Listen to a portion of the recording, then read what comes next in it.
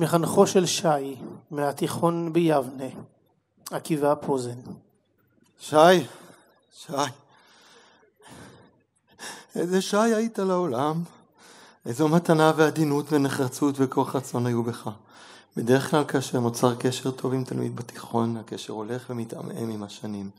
ואיתך זה היה אחרת, כי בשנות התיכון כולם ידעו עד כמה תנאים הליכות, חרוץ, אהוב ומלא ערכים, אבל זה לא לווה בהרבה דיבור. בשקט ובהקשבה חתרת למצוינות, לא הכל הלך לך חלק. נלחמת בשיניים כדי להצליח ולהצטיין והיית לוחם. וגם כמחנך הכיתה לא נזקקתי להרבה שעות איתך כדי להרגיש חיבור. לפעמים מספיק מבע העיניים שלך כדי לראות שאנחנו מבינים אחד את השני. באותם שנים רקמת לך את חלום השייטת. כשסיימת גיבוש ולא התקבלת, התחלת לימוד מסוג אחר. צמיחה מתוך אכזבה וקושי. אני זוכר כמו אתמול את שיחת הסיכום שלנו מתוכה דווקא בסוף התיכון. העמיק בינינו הדיבור, ופתאום פגשתי את שי החושב, המתלבט והמדבר.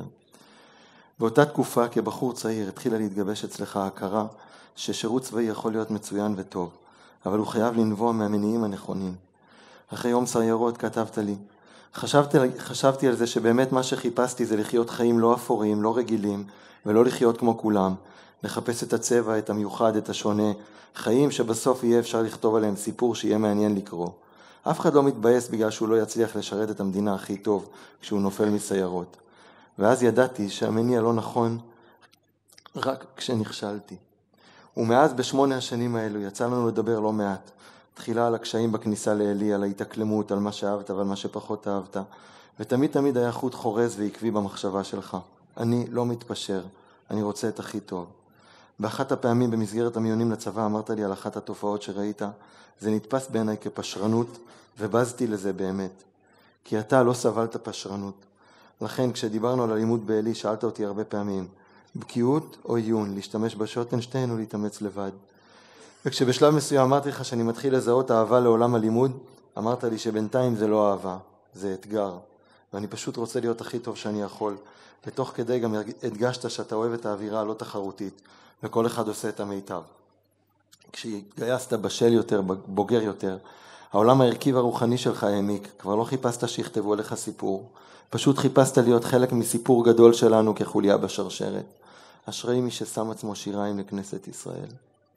שלוח את עידן, ואתה ידעת לחיות היטב את שני הצדדים, כי היית שליח נאמן שלנו לעשות טוב, לשרת את החברה, וגם ידעת כל הזמן שאתה עסוק בשליחות של קודש, לקידוש שם שמיים.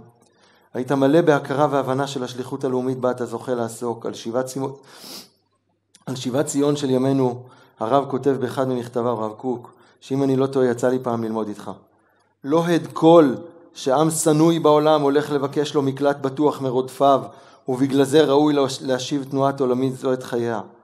אלא גוי קדוש, סגולת העמים, גור אריה יהודה, נאור מתרדמתו הארוכה, והנה הוא הולך ושב אל נחלתו, אל גאון יעקב אשר אהב סלע. בשבת נקרא על יהודה, גור אריה יהודה, קרא רבץ כאריה וכלבי מיקימנו. גם גור קטן וגם אריה גדול, רובץ בשלווה ובנחת, אבל כולם מכירים ביכולותיו הלוחמניות. ככהן לפני המחנה שי, היו בך את שתי התכונות האלו, שלווה, שקט, עדינות ורוגע, ובפנים יכולת של אריה להוביל, להילחם, לסחוף אחריך צעירים, ולהבין, ממש כמו שהחזקת את הפלוגה לפני שהכנסת אותם לעזה, שהאריה נאור מתרדמתו. כך ז'בוטינסקי תיאר את דמות הלוחם.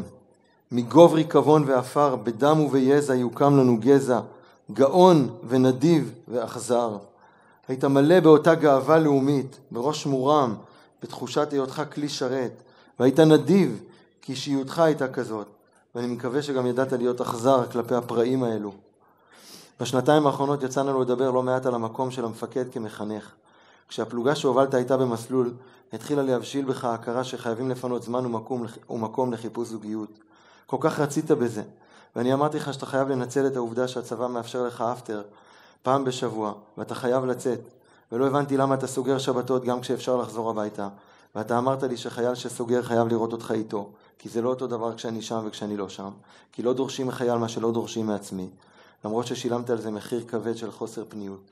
וכשכבר נפגשת עם בנות אמרת לי הרבה פעמים שהפער בין העולם שאתה חי בו בתודעת העשייה והשליחות לבין החיים הרגילים מחוץ לצבא הוא קשה ומאתגר. וכמה ניסית לדייק את הרצון בבית שקשור לקודש יחד עם חיים אינטנסיביים ועמוסים, שלא תמיד משאירים זמן לרוח וללימוד. 3 או 4 פעמים התקשרת להתלבט האם לחתום שוב או לא, ותמיד טובת הכלל הכריע. בתורה שלנו כתוב שאנשים שלא השאירו פירות בעולם מקבלים פטור ממלחמת רשות. ואחת הדוגמאות היא, ומי האיש אשר הרס אישה ולא לקחה, ילך וישוב לביתו, פן ימות במלחמה, ואתה עוד לא הספקת להגיע לשלב הזה, ובמקום ללוות אותך לחופה ולבניין בית, אנחנו מלווים אותך לבית עולמים.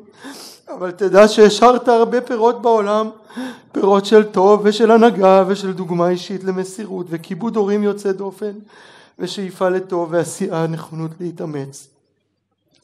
החבורה שלנו בזמנו קראו לה הפרדס של עקיבא, ואתה היית אחד הפירות המתוקים בפרדס, והפרי הזה בהשפעתו עוד יניב בעזרת השם פירות נוספים מתוך הזיכרון והניסיון ללמוד ממך לחיינו. לפני 3 שבועות שלחת לי הודעה שאתה עומד להתקשר כדי להתחזק, ולא הפנמת שבעולם המיוחד שלנו הצעירים מחזקים את המבוגרים. דבר ידוע הוא שיש בעולם שלנו קצת קנאה, אבל חכמים מלמדים אותנו בכל אדם מתקנא חוץ מבנו ותלמידו. כשתלמידים וילדים מצליחים, מתעלים ומתקדשים, זה בכלל לא מעורר קנאה. מסב נחת, כמה נחת הבאת. מדרש ידוע מתאר איך רב יוסף שגוסס ומבריא, מתאר שהוא ראה בעולם האמת, עולם הפוך ראיתי, עליונים למטה ותחתונים למעלה.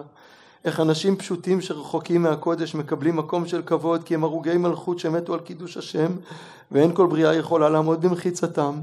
אבל אצלך שי זה לא עולם הפוך, זה עולם ישר, עליונים למעלה. חיית על קידוש השם ומתת על קידוש השם. והעולם שהשארת לנו קצת מחולל וחסר מגודל החלל, ואנחנו נתפלל בתפילת הקדיש ששמו של הקדוש ברוך הוא יתגדל מחדש ויתמלא במידת האפשר, וימלא במידת האפשר את החלל שאתה השארת.